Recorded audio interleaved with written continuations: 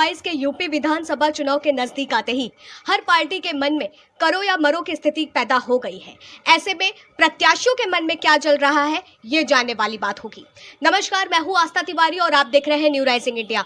और इसी ही मुद्दे पर हमारे साथ बात करने के लिए सपा पार्टी से कल्याणपुर के पूर्व विधायक सतीश निगम जी जुड़ चुके हैं। तो सतीश जी, आपका बहुत बहुत स्वागत है हमारे चैनल पर। सतीश जी, वक्त को नाजायजा करते हुए हम आपसे सबसे पहला प्रश्न यही करना चाहेंगे कि 2022 को लेकर के आपकी क्या रणनीति है चुनाव को? मैं लगातार 5 साल क्षेत्र में रहता हूं और लोगों के बीच रहता हूं और मेरी रणनीति ये है कि पिछली बार भी जब हम एमएलए थे, मैंने बहुत सारा काम किया था कल्याणपुर में। मैं यहाँ मेट्रो लेकर के आया, 660 मेगावाट का पनकी का पावर प्लांट लेके आया, गंगा बैराज से लखनऊ जाने का रास्ता बनाया, कार्डियोलॉजी में सैकड़ों बेड बढ़वा करके उसका एक्सपेंशन कराया, हैलेट में 100 बेड का न्यूरो साइंस सेंटर बनवाया, आपकी एचबीटीआई को यूनिवर्सिटी बनाया और रामा डेंटल को डीम्ड यूनिवर्सिटी बनवाया। इतने बड़े बड़े काम किए और कल्याणपुर विधानसभा की कोई सड़क आज की तारीख में कोई ये कह नहीं सकता कि बनी नहीं है। सारी सड़कें मैंने बनवा दी थी। तो मैं विकास पर मेरा हमेशा जोर रहा, ध्यान रहा और आम आदमी और गरीब आदमी, भले शरीफ आदमी के दर्द को अगर कहीं कोई तकलीफ़ है तो उस दर्द को दूर करने का प्रयास किया। हम राष्ट्रवादी व्यक्ति हैं और राष्ट्रवादी विचारधारा के हैं। तो मेरी सोच है कि हम कैसे देश को बनाएं। तो देश को बनाने के लिए जो काम ज़रूरी है उस काम को हमने पीछे भी किया था और आगे आने वाले वक्त में भी 2022 में हमारा एजेंडा हमारा देश रहेगा, हमारा वतन रहेगा और उस वतन के लिए और वतन के लोगों के लिए काम करना है। सतीश जी, आपसे हम ये भी जानना चाहेंगे कि हाल ही में जो पूर्व मुख्यमंत्री हैं अखिलेश यादव जी, उन्होंने एक इंटरव्यू में ये बात कही कि बसपा पार्टी और कांग्रेस पार्टी यह तय कर लें कि उनको लड़ाई किसके साथ लड़नी है, सपा पार्टी के साथ या भाजपा के साथ। ऐसे में मेरा प्रश्न आपसे यही रहेगा कि क्या इस बार महागठबंधन हम लोग को देखने को मिलेगा? इस विषय को लेकर के आपके क्या मत हैं? जहाँ तक गठबंधन का सवाल है, गठबंधन का एक्सपीरियंस पीछे बहुत अच्छा नहीं रहा। मुझे संभावना कमी दिखती है कि किसी बड़े दल से गठबंधन होगा, लेकिन छोटे छोटे दलों से गठबंधन होगा। और बाकी तो हमारा जो राष्ट्रीय नेतृत्व है वो तय करता है। तो मेरा मानना है कि अगर हम अकेले भी चुनाव लड़ेंगे तो हम लोग सरकार बनाएंगे। उत्तर प्रदेश में हमारी जीत होगी और पूरी बहुमत की सरकार बनाएंगे। सतीश जी, आपसे हम ये भी जानना चाहेंगे क्योंकि इस बार यूपी चुनाव पूरी तरीके से जाति चुनाव में तब्दील हो चुका है और हर पार्टी इसको हुक्म के हिक्के के बतौर इस्तेमाल कर रही है। ऐसे में इस विषय को लेकर के आपके क्या मत हैं? आप क्या बताना चाहेंगे? देखिए, जाति और धर्म में विभाजित करके चुनाव लड़ना या व्यवहार करना, ये समाजवादी पार्टी की सोच नहीं है। समाजवादी पार्टी की स्थापना जब हुई थी तो सारे समाज के लोगों को साथ लेकर के, बगैर जाति और धर्म में भेद किए, सबको साथ लेके चलने का ही संकल्प था और आज भी वही संकल्प है।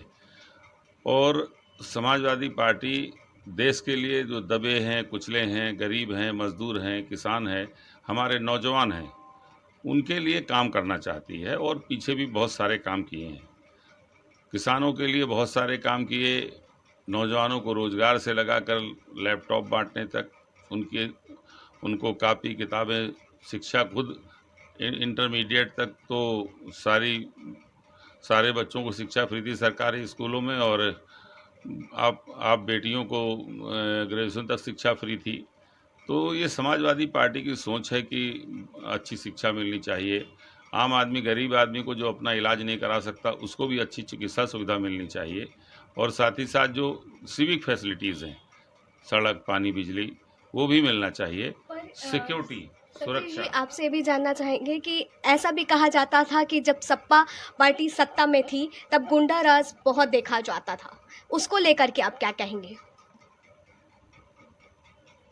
देखिए, कहा जाना वो अलग बात है और होना अलग बात है।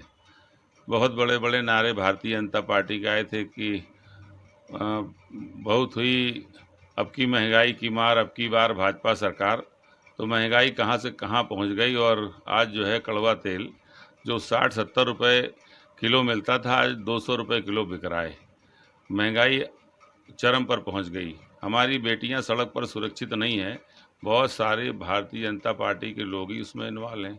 बहुत सारे जेल में हैं और बहुत सारे लोगों पर मुकदमा चला। सरकार ने उनकी फौजदारी करी और वो छूट भी गए।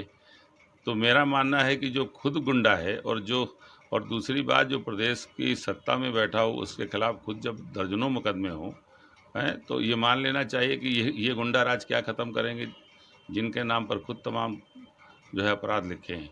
लेकिन जिस तरीके से विकास दुबे को मारना हमारे सामने एक बहुत ही बड़ा लक्ष्य दिखा, जो जनता के मन में ये भाव भी आया कि जिस तरीके से विकास दुबे को मारा गया है उससे अपराध कम होगा। मुख्तार अंसारी का जेल पहुंच जाना, उस विषय को लेकर के आप क्या कहेंगे? मुख्तार अंसारी तो जेल में पहले ही से थे, और अगर कहीं कानून के खिलाफ कोई भी काम करता है, किसी जाति का हो, किसी धर्म का हो, समाजवादी पार्टी ऐसा मानती कि वो सज़ा का हकदार है, उसे सज़ा मिलनी चाहिए, उसके खिलाफ कानून को अपना काम करना चाहिए।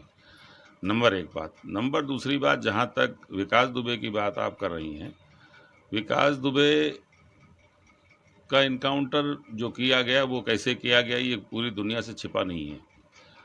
सवाल ये नहीं है विकास दुबे ने अगर अपराध किया है तो उनको अपराध की सज़ा नहीं मिलनी चाहिए। सज़ा बिल्कुल मिलनी चाहिए, लेकिन सज़ा देने का काम कभी पुलिस का नहीं होता है, न्यायालय का होता है। और विकास दुबे को कोर्ट के समक्ष ले जाना चाहिए था, और उसके बाद कानून तय करता कि अगर कोई आदमी जघन्य अपराध करता है तो सज़ा होती है। अगर पुलिस खुद जज बन जाएगी या प्रशासन खुद जज बन जाएगा तो ये मान के चलिए बहुत कुछ अच्छे ये लक्षण नहीं है। ये तो पूरी की पूरी जो लोक व्यवस्था है उसी को भंग कर देंगे। तो ये इसका हमेशा सरकार को ख्याल रखना चाहिए कि लोक व्यवस्था भंग नहीं होनी चाहिए। सतीश जी, आपसे हम ये भी जानना चाहेंगे कि कहीं ना कहीं क्या आपकी पार्टी को यह भी डर सता रहा है कि ओवैसी की पार्टी एमआईएम के आने से मुस्लिम वोटों की सेंध अगर वो लगाने में सफल हो जाते हैं तो क्या आप लोगों को इस चीज़ से नुकसान होगा? इस विषय को लेकर आप क्या कहना चाहेंगे? देखिए, समाजवादी पार्टी, मैंने पहले ही कहा कि गरीबों, मजदूरों, किसानों और नौजवानों की पार्टी है।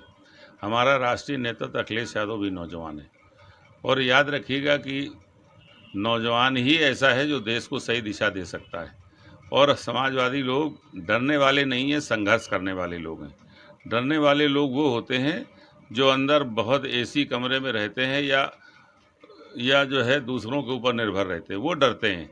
समाजवादी पार्टी लोग अगर उसके चाहे सदस्य हों, चाहे मेंबर हों, चाहे नेता हों, सबकी पृष्ठभूमि संघर्ष से पैदा हुई है। चाहे वो हमारे पार्टी के सबसे बड़े नेता माननीय मुलायम सिंह यादव हों, आज दुनिया में नहीं है, डॉक्टर जनेश्वर मिश्रा जी रहे हों, या जो भी हमारे यहाँ लोग रहे हैं और या आज हैं, वो सब संघर्ष से पैदा हुए हैं। वो एसी कमरे से नहीं आए, और उनको सब मालूम है कि जो संघर्ष के रास्ते पे चलता है, अगर जो है संघर्ष का रास्ता कठिन है और वैसे दूसरों को ट्विस्ट करके उनको सही गलत समझा करके वोट पाना दूसरी बात, लेकिन हम लोग संघर्ष भी करना चाहते हैं जनता के लिए और काम भी करना हम लोग चाहते हैं। इसलिए हम लोग ये डर वर हम लोगों के उसमें नहीं है। एमआईएम की जहाँ तक आपने बात की, एमआईएम के जो नेता हैं ओवैसी साहब, उन्होंने पहले भी चुनाव लड़वाया था। हमारे यहाँ कानपुर में किसी की जमानत नहीं बची थी, 1000-2000 वोट लोगों को मिले थे। और अभी वेस्ट बंगाल में भी चुनाव लड़के हैं ओवैसी साहब, मुंह दिखाने काबिल नहीं कि दोबारा वेस्ट बंगाल चले जाएं। वही हालात यहाँ के लोग भी उनके साथ करेंगे। हमारा कोई वोट का बंटवारा नहीं होने जा रहा है। सतीश जी, हम आपसे भी जानना चाहेंगे, ऐसा दावा किया जाता है कि आपने अपने क्षेत्र में, जब आप आप विधायक थे, अपने पद पर थे, एमएलए थे, तो आपने बहुत ही काम किया, लेकिन उसके बाद भी आपको हार का सामना करना पड़ा। क्या इसका एक कारण मोदी लहर भी? मैं नहीं जानता कि काम करने वालों को लोगों ने क्यों हराया, क्योंकि मैंने अभी ये काम तो गिनाए, और न जाने इतने और बहुत सारे काम होंगे जो मुझे तुरंत ही याद नहीं है।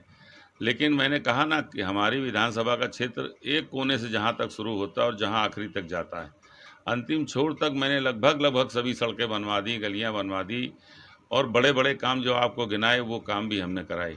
और चुनाव मैं नहीं हारा, चुनाव तो जनता हार गई है, क्योंकि आज पूरे 5 साल जनता परेशान है। जनता को लगता है कि कोई आदमी था जो मेरी बात सुन लेता था। हम जब बैठे थे कुर्सी पर तो हम गरीबों की मदद करते थे। मेरे पास अक्सर लोग आते थे जिनकी बेटियों की शादी होती थी कि भैया हम बहुत गरीब हैं, मदद कर दो, तो उनकी मदद करते थे। हम उनकी मदद करते थे जो बेचारे इलाज के बगैर मर जाते थे। आज जब मैं एमएलए रहा, अगर उनके परिवार के लोग आए मेरे पास तो मैंने उनकी भी मदद की। कोई और परेशानी हुई तो वो भी मदद की मैंने लोगों की। आज लोग स्वयं हार गए हैं और उन्होंने अपना मददगार खो दिया है। लेकिन अब आज लोग रियलाइज़ भी कर रहे हैं, इसको लोग महसूस कर रहे हैं और ये कह रहे हैं कि कहीं गलती हो गई। हम किसी लहर भरम में हम भरोसा नहीं करते। लोगों को भ्रमित ज़रूर किया गया हिंदू मुसलमान में और न जाने कौन-कौन से मुद्दों पर लोग भ्रमित हो गए। लेकिन जनता ने ये जान लिया है कि जिन नामों पर जिन बातों से हमको भ्रमित किया गया वो धोखा था। तो ये बीजेपी वाले लोग धोखा करके चुनाव जीते हैं। जनता धोखा समझ गई है और अब की दफ़े मुझे चुनाव जो है जिताने का काम करेगी। सतीश जी, आपसे हम ये भी जानना चाहेंगे, कोरोना काल एक ऐसा दौर रहा है जिससे कोई भी वंचित नहीं है, सब जानते हैं, हर किसी पर आप बीती है, लेकिन क्या इस बार 2022 के यूपी विधानसभा चुनाव का वो एक मुद्दा बन सकता है आपके हिसाब से? बहुत नुकसान हुआ है और ऐसा नुकसान हुआ है जिसकी भरपाई इस दुनिया में कोई नहीं कर सकता है। न जाने लाखों लोगों ने इस देश में, करोड़ों लोगों ने अपने परिवार के लोग खोए हैं। किसी ने रिश्तेदार, किसी ने भाई, किसी ने बेटा, किसी ने माँ, पिता, पुत्र, न जाने कौन कौन इस दुनिया से चले गए। और ये जो केंद्र में सरकार बैठी है, ये वहाँ से कह रही है कि साहब ऑक्सीजन की कमी से कोई एक भी व्यक्ति नहीं मरा, जिसको दुनिया में क्या, देश में क्या, दुनिया में कोई आदमी स्वीकार नहीं करेगा। और ये खुद भी स्वीकार नहीं करते, इससे ज़्यादा बेशर्मी इनकी कोई और नहीं हो सकती है। ये बेशर्मी की बात है जिसे हर कोई स्वीकार करता है। आप मीडिया में हैं, आप भी जानते हैं कि ये सच नहीं है जो कहा जा रहा है।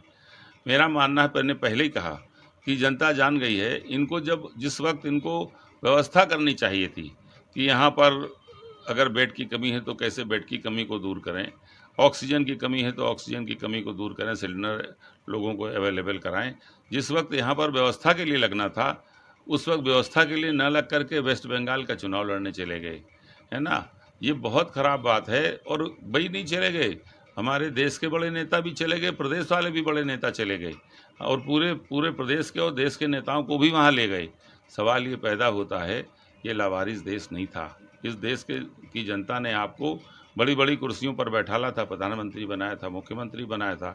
और जब प्रधानमंत्री और मुख्यमंत्री होता है वो अपने क्षेत्र के लिए उत्तरदायी होता है, प्रदेश और देश के लिए उत्तरदायी होता है। ऐसे में उसको चाहिए, इन लोगों को चाहिए था कि ये लोगों के बीच रहते और काम करते। चुनाव तो हार जीत का सवाल है, वो तो हारे आदमी है, जीते। लेकिन एक बार अगर जीत भी जाते आप, और आप अगर लेकिन जिसका जीवन चला गया उसका जीवन आप वापस नहीं ला सकते थे। तो ये अच्छा काम इन लोगों ने नहीं किया है और जनता जान गई है। इन्होंने जनता को इस तरह धोखा दिया, जिन लोगों ने अपने लोगों को खोया है, जनता इन्हें कभी माफ़ नहीं करेगी। मगर बाकी राज्यों के मुताबिक अगर देखा जाए सतीश जी, और यूपी को देखा जाए, यूपी में कई संसाधन कम होने की वजह से, स्वास्थ्य संसाधन कम होने की वजह से कुछ दिक्कतों का सामना करना पड़ा। ये बात जनता भी जानती है, तो आप उस चीज़ को लेकर के क्या कहेंगे? क्योंकि अगर बात अमेरिका की जाए तो वहाँ पे स्वास्थ्य संसाधन इतने ज़्यादा होने के बाद भी उसको इतनी दिक्कतों का सामना करना पड़ा। तो क्या योगी सरकार ने काम जो किया है उसको लेकर के आप क्या कहेंगे? योगी सरकार ने कोई काम नहीं किया है।